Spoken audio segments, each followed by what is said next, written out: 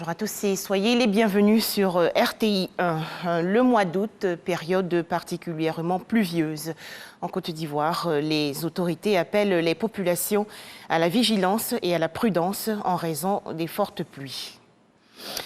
La Côte d'Ivoire participe à la rencontre des entrepreneurs francophones. C'est un forum initié par le mouvement des entreprises françaises, le MEDEF, pour répondre à plusieurs problématiques, notamment la valorisation des économies des pays francophones face à l'épidémie de coronavirus.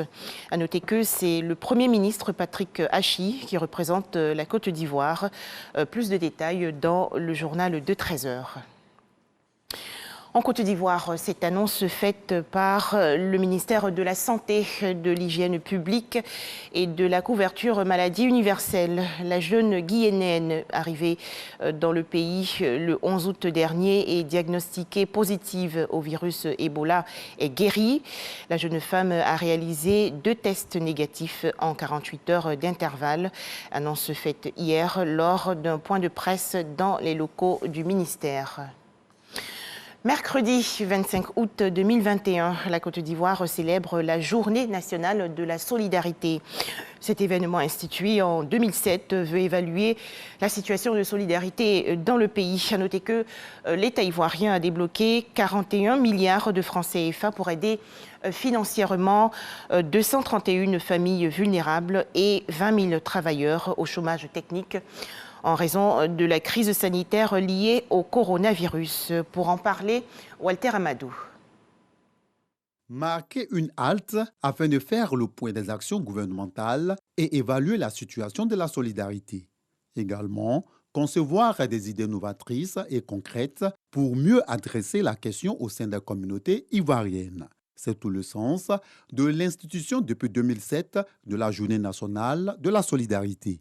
Le chef de l'État a accordé une place de choix à la question de la solidarité sur les 5 prochaines années, en plaçant le mandat actuel sous le signe de la Côte d'Ivoire solidaire. Il me plaît de saluer les efforts déployés par l'ensemble des membres du gouvernement en vue de sa réalisation. Ainsi, depuis l'avènement de la crise sanitaire liée à la Covid-19, ce sont 230 924 familles vulnérables, 20 046 travailleurs mis au chômage technique qui ont bénéficié d'une assistance financière, estimée à plus de 41 milliards de nos francs dans le cadre du Fonds spécial de solidarité et de soutien Covid-19.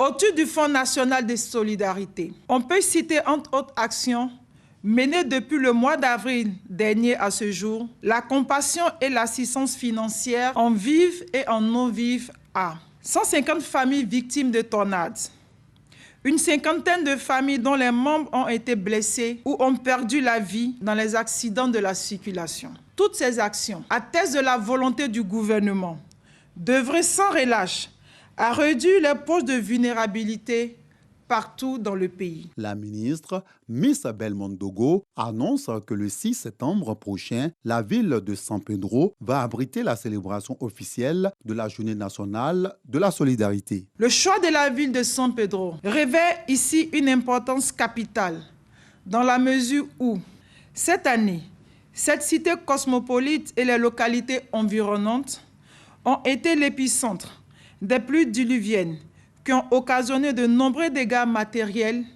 et des pertes en vie humaine.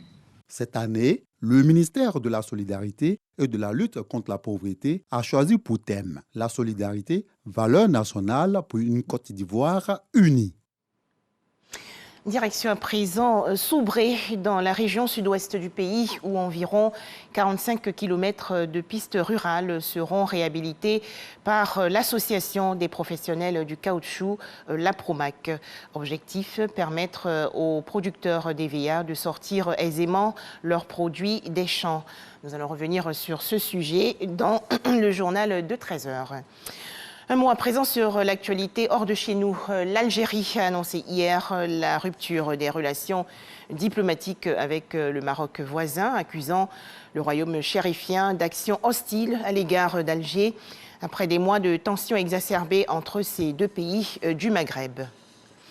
Enfin, aux États-Unis, le président Joe Biden confirme aujourd'hui la date butoir du 31 août 2021 pour terminer la mission de l'armée américaine en Afghanistan, et cela à condition que le nouveau régime afghan n'entrave pas l'évacuation des populations qui veulent fuir Kaboul, la capitale afghane.